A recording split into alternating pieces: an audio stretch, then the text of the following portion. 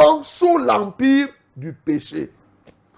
Le fait que tu sois... D'ailleurs, nous les voyons, bien-aimés. Est-ce que vous allez dire que c'est de ma bouche que vous avez appris? Que les gens ont laissé les idoles des Noirs pour prendre les idoles des Romains. Aimer les idoles des Romains, ce n'est pas différent d'être un idolâtre des Noirs. C'est ça.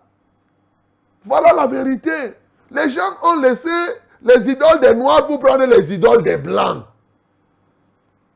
C'est le problème qui est en train d'être posé ici, terre à terre. Et parce qu'ils sont les idoles des Blancs, les idoles des Blancs, c'est quoi? C'est les chapelets. Ces images que vous portez là, ces crucifixes-là, ces choses que vous mettez et que vous donnez l'impression que ça a un rapport avec Dieu, c'est des idoles. Ça là, je décris ce qui est plus simple. Mais qu'est-ce que ça te gagne de prendre un truc, la statue de, on te dit que c'est Sainte Thérèse. Tu pars acheter un gros truc qu'on a fabriqué et tu viens poser là qui dit que ça va te chasser les démons. C'est différent de celui qui est parti au village prendre ses écorces. Ce n'est pas la même chose. Tu crois que c'est différent de faire la sorcellerie? Est-ce que c'est différent? Ça peut être différent du point de vue des hommes. Et ce que l'apôtre expose ici, c'est le regard de Dieu de toute cette catégorie de personnes. Oui, devant les hommes, un catholique sera différent d'un sorcier. Devant les hommes. Oui, devant les hommes, un protestant, parlons terre à terre. Simplement parce que tu es pentecôtiste, tu te dis que non, oui, mais moi quand même, après tout, oui, je ne fais plus quand même ça, je ne fais plus quand même ça. Et puis, il n'y a pas d'autre chose que toi tu fais. Le fait d'être pentecôtiste, le fait d'être je ne sais pas quoi, témoin de Jéhovah, ces éléments qui sont liés à des religions, ce n'est pas différent, ça ne te rend pas plus excellent. Tous sont sous l'empire du péché. Le péché règne dans leur vie. Bien-aimé, ici l'apôtre Paul pose la question. En fait, il remet au goût du jour les deux camps qui existent. Ceux qui sont sous l'empire du péché, où le roi c'est le diable, et les autres qui sont de l'autre empire.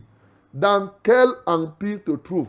C'est la conclusion qui m'intéresse, c'est-à-dire que de cette partie qui se trouve au verset 18. Quand il a fini de faire son pamphlet, quand il a fini de donner ses écrits, il dit, la crainte de Dieu n'est pas devant leurs yeux.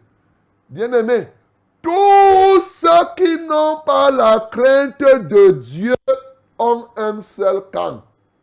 Ceux qui ne craignent pas Dieu, qui sont au ministère de la vérité, ne sont pas différents des catholiques, qui ne sont pas différents des sorciers, qui ne sont pas différents des agresseurs.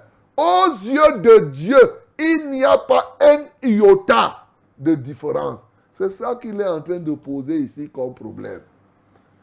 Tu as beau dire, oh, tu es parti te baptiser dans l'eau. L'autre dit que, oh, oh, oh, oh, chacun fait ceci. Les autres font le...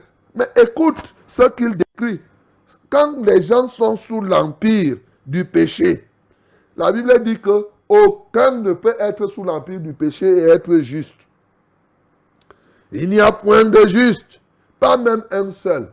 Vous voyez souvent, quand les gens lisent mal cette parole, ils finissent par dire, les gens prennent les religieux qui sont là, ils disent alors, toi-même va lire dans la Bible, c'est écrit que personne n'est juste. Personne n'est juste. Mais parce que tu es sous l'empire du péché, tu ne peux pas être juste alors que le péché règne sur toi. Mais c'est tout à fait normal. Bien sûr. Hey, non, non, écoute, personne n'est juste. Hein? Que celui qui n'a pas péché lance le premier la pierre. Donc nous tous là, on est pécheurs. Pauvre pécheur matin, pauvre pécheur le soir, pauvre pécheur en midi et le soir. Et après, on dit que oh, célébrons la Pâque, hein? Chantons. Maintenant, on fait les chorales, on organise les baptêmes, les sacrifices, les machines des enfants, les ceci, cela. Ils sont sous l'empire du péché. Quels que soient les titres qu'on peut leur donner. Tant que tu es comme ça là. Le règne, le régime dans lequel tu te trouves, c'est le régime du péché.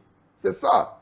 Tu peux changer de nom, tu peux changer de dénomination, tu peux changer de religion, tu peux changer de ceci. Ce qui est plus important au-dessus de ce qui te chapeaute, ça s'appelle le péché. Et dans le régime du péché, donc, il n'y a point de juste, pas même un seul. Nul n'est intelligent, nul ne cherche Dieu. Tous sont égarés, tous sont pervertis. Voilà, tu comprends? Quand je dis ça, si je dis à quelqu'un que le pape est égaré, les gens vont me dire que oh, toi aussi tu exagères. Tu exagères. Puisqu'on lui a donné le titre de très saint père. On peut même arrêter. Arrêtez-moi. Mais il est égaré. Il est égaré. Tant qu'il est sous le régime du péché, il est égaré. Il n'y a pas autre chose. C'est ça la vérité. Voilà. Bien sûr. Il n'en est aucun qui fasse le bien. C'est-à-dire que quand tu te lèves là, tu fais ton sadaka. Tant que tu es sous le régime du péché, un musulman qui fait le sadaka, mais il croit qu'il fait le bien. Aux yeux des hommes, il fait le bien. Chez Dieu, c'est le mal qu'il est en train de faire. Quand tu te lèves là, tu vois les gens disent oh, comme c'est la fête de ceci, allons visiter les prisonniers. Ils partent, ils se filment, ils donnent les sacs de riz. Vous croyez que c'est le bien que vous êtes en train de faire? Vous faites le mal aux yeux de Dieu. Parce que tous ceux qui sont sous le règne du péché posent des actes qui sont naturellement emballés avec l'écaille du péché et l'intérieur le péché. Et donc c'est le péché. Aux yeux des hommes, oh non, on va même te saluer, on va dire que ça c'est un homme au gros cœur. Hein. Vraiment. Et voilà ce que les gens font. Ils sont nombreux là-dedans. Les pentecôtistes, les catholiques, les machins, les protestants, les ceci, cela. Voilà la vérité, mon bien-aimé. Ils font le mal. Pas un seul qui fait le bien. Leur gosier est un sépulcre ouvert. Tu vois? Il commence par le gosier, il va décrire toute la bouche, jusqu'à la gorge. La gorge, c'est la tombe. Ils avalent les gens. Ils se servent de leur langue pour tromper. Est-ce que ce n'est pas vrai? Oui, c'est vrai. Ils ont sous leurs lèvres un venin d'aspic. Oui, toi-même tu sais comment ta bouche est. Ta bouche est comment? Quand une parole sort de ta bouche, c'est pour tuer, pour donner la vie. Toi-même tu connais. Leur bouche est pleine de malédiction et d'amertume. Ils ont les pieds légers pour répandre le sang. La destruction et le malheur sont sur leur route. Ils ne connaissent pas le chemin de la paix. La conclusion, c'est que la crainte de Dieu n'est pas devant eux. Bien-aimé, toi qui m'écoutes ce matin, si la crainte de Dieu n'est pas devant toi, il y a le camp de ceux qui ne craignent pas Dieu et le camp de ceux qui craignent Dieu. L'apôtre vient donc exposer, parce qu'en ce temps, les gens se trompaient. Ils croyaient simplement que le fait de changer, comme aujourd'hui d'ailleurs, les gens, ils sont nombreux qui étaient protestants, qui sont partis des protestants vers les pentecôtistes, mais ils sont encore aux yeux de Dieu des vrais païens, mais des païens civilisés. Des païens qui crient et qui dansent. Des païens qui jacassent à gauche et à droite. Mais est-ce qu'ils sont aux yeux de Dieu? Comment Dieu te voit, mon bien-aimé?